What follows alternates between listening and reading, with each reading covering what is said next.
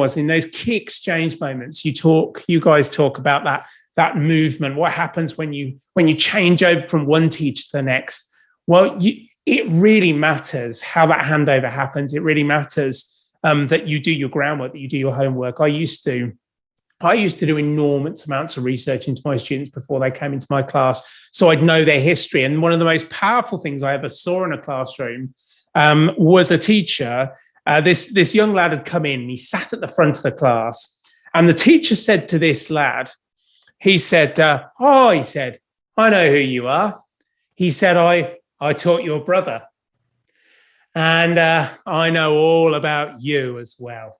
I know everything there is to know about you. And this poor lad, his head dropped. He really understood what that meant. We all did. And then the teacher said, but I want you to know that I don't believe a word of it. Anyway, the lad picked himself up, and the relationship between them grew in the most astonishing way. And so that also is a reminder that sometimes a bit of collective amnesia is also quite good for relationship building, because the process of acceptance is sometimes about absolute forgiveness. That's how teaching works day in, day out. Yes, you've got to deal with the stuff in the moment. You cannot let arguments, you cannot go to bed. This is true of partners, wives, husbands. You can't go to bed on a fight. You should never finish a day on a fight with a student. But when they come back the next day, collective amnesia has to work. You've dealt with it, but it's a fresh start. It's accept, and build again. If you didn't think like that, you'd never come back to work the next day. So that continuity of relationship is so important. The bit as well, I think you just triggered for me, Rob, and getting my thinking going this morning, is also the language we use to describe students. And thinking about the question is that when your strong relationship ends and another one starts, or that continues in a different way, is how we describe students to others. And we have a phrase that we use in our when we facilitate sessions with schools, is that the language we use becomes the reality we experience. The language we use becomes the reality we experience. And the other phrase that you might want to just take away and think about over the next few days or the rest of the week is the language you use to describe an experience will often become the experience. So in case you sat there thinking, I don't really know what you mean, Mark, do you ever hear students described as hard to reach, difficult to engage? I mean, first and foremost, I always say, take a step closer if they're hard to reach, and you'll reach them a little easier. But within that, those two phrases blame the students. I would much rather hear adults saying, I'm finding it hard to build a connection, a relationship with student X, and I need to do a bit more. Phrases like challenge and behavior, I would love to stop using in schools, and reframe them into distress behaviors. Because if I view someone's behavior as challenging, it moves me to gain control, potentially moves me to a punitive place if I'm not careful. Whereas actually, if I view it as distressed, it'll move me to compassion, empathy, nurture, kindness, respect. It'll encourage me to connect with the student rather than disconnect. Phrases like attention-seeking behavior.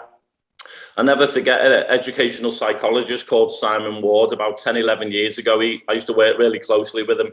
And he got a referral from a school that said, this child shows attention-seeking behavior.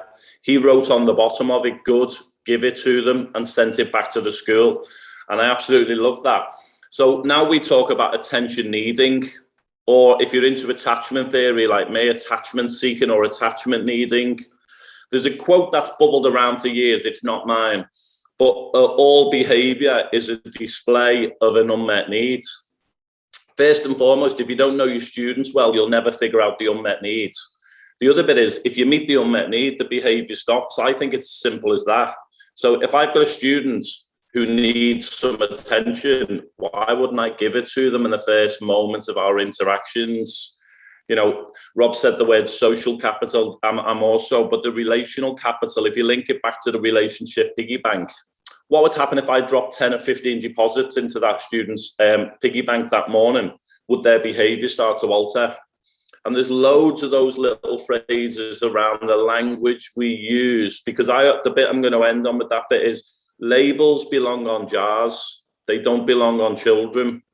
So, and I think we attach labels to children, and we the bit that triggered this with what Rob said is, I think the phrase that Peter Block and Cormac Russell talk about is work with what's strong rather than what's wrong. Build on people's gifts rather than their deficits. Peter Block talks about. I've got 5 children of my own, colleagues, and I could catch them getting it wrong every day. But the phrase I like to live my life by is catch people getting it right more than you catch them getting it wrong. And I just think there's something in that around relationships. If you don't know students well, you won't be picking up on their gifts. What you might start to see is the referrals to mothers that pick up on their deficits. Yeah, I love all of that. And there's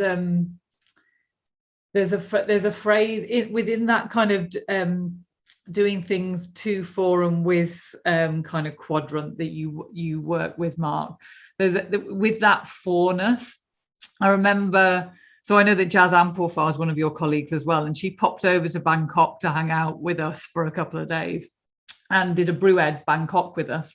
I'm not sure if you're aware of Jazz's work, Rob, but if you're not, you should. Yeah, you are. You're nodding. Yeah, she's amazing. And she was talking about your model, Mark. And before I'd even kind of got you on my radar and kind of and looked up your work, and she was talking about that forness, but she was talking about both families and students. And she was saying, but do they really know that you're for them? And the same with families and parents. Do they know you're for them? Or do they feel like they're battling with you and you're not working with them? You know, and it's the same thing with that piggy bank idea, putting those kind of relationship coins into relationships with parents as well, to show that you're for them and you're there to work with them for the best of their child.